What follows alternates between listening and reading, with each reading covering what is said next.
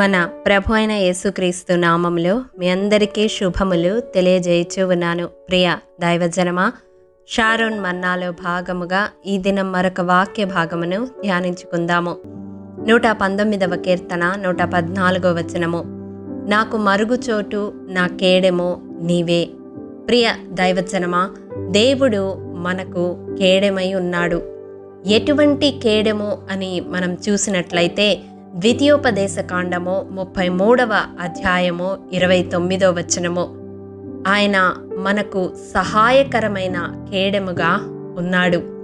మరి అటువంటి సహాయకరమైన కేడెముగా దేవుడు ఎవరికి ఉంటాడో వాక్యపు వెలుగులో మనం చూసినట్లయితే 18వ కీర్తన 30వ వచనం ప్రకారం తన శరణుజొచ్చు వారికి ఆయన కేడముగా ఉండే దేవుడై ఉన్నాడు. ప్రియ దైవజనమా, అంత మాత్రమే కాదు, సామెతల గ్రంథము 30వ అధ్యాయము 5వ వచనం ప్రకారం ఆయన ఆశ్రయించు వారికి ఆయన కేడమై ఉన్నాడు. మన ఆపత్కాలములో, మన కష్టకాలములో, మన ఇరుకులో, మన ఇబ్బందులలో, సమస్యలలో ఉన్నప్పుడు ఆయన శరణుజొచ్చి ఆయన్ను ఆశ్రయిస్తే ఆయన మనకు కేడముగా ఉంటాడు. ఇంకా మనం చూసినట్లయితే సామెతల గ్రంథము 2వ అధ్యాయము 7వ వచనం ప్రకారం యుక్త మార్గము తప్పక నడుచుకునే వారికి ఆయన కేడమై ఉన్నాడు. ప్రియ దైవజనమా, మన జీవితాలలో దేవుడు మనకు కేడమై ఉండాలి అంటే అన్ని వేళలా ఆయన ఆశ్రయించి ఆయన శరణుజొచ్చేవారుగా మనము జీవిస్తూ మన జీవిత కాలమెల్లా యుక్త మార్గము తప్పక నడుచుకునే వారముగా ఉండాలి. దేవుడే మన కేడముగా ఉంటే ఏమి జరుగుతుంది?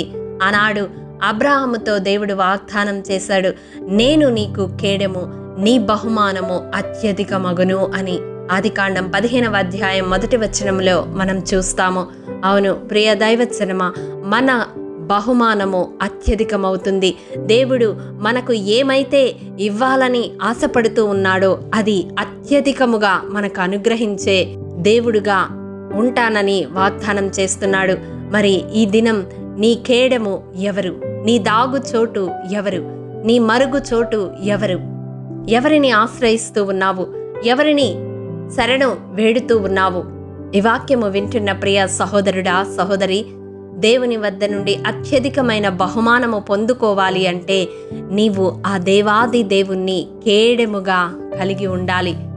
అతి కృప ఈ వాక్యము వింటున్న ప్రతి ఒక్కరికి దేవుడు అనుగ్రహించునుగాక. ఆమేన్.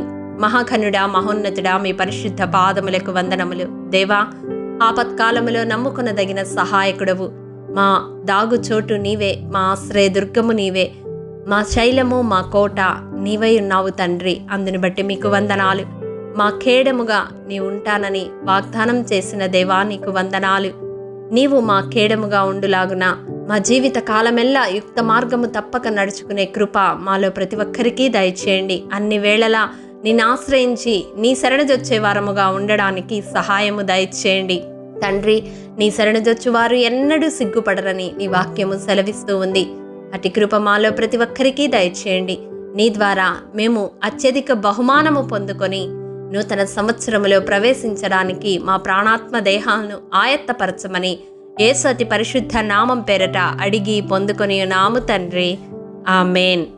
ప్రియ దైవజనమా, అనుదినము షారోన్ మన్నా ద్వారా అడగబడుచున్న నెంబర్ ఇన్ బైబిల్ క్విజ్ ప్రశ్నలకు సమాధానములు ప్రతి నెల మొదటి వారము కామెంట్ బాక్స్లో పోస్ట్ చేయబడతాయి. కాబట్టి గమనించి మీకు తెలియని ప్రశ్నలకు సమాధానములు తెలుసుకొనగలరని ప్రభు పేరట మనవి చేయుచూ ఉన్నాము. ప్రియ దైవజనమా, ఈ దినం నెంబర్ ఇన్ బైబిల్ క్విజ్ ప్రశ్న: యూదా జనులలో 3,000 మంది ఏ బండ యొద్ద సంసోనును కలిసిరి? మీ సమాధానం మాకు తెలియజేస్తారు కదూ. ప్రభు కృప మనందరికీ తోడైండును గాక. ఆమేన్. ప్రియ దైవజనమా, ఈ దినము జన్మదినము, వివాహ దినము జరుపుకుంటున్న వారికి షారోన్ గ్రూప్ తరపున హృదయపూర్వక శుభాకాంక్షలు తెలియజేయుచూ ఉన్నాము. దేవుడు శ్రేయస్కరమైన ఆశీర్వాదములతో ఈ సంవత్సరాది నుండి సంవత్సరాంతము వరకు మిమ్ములను నింపాలని ప్రార్థిస్తూ ఉన్నాము. ఆమేన్.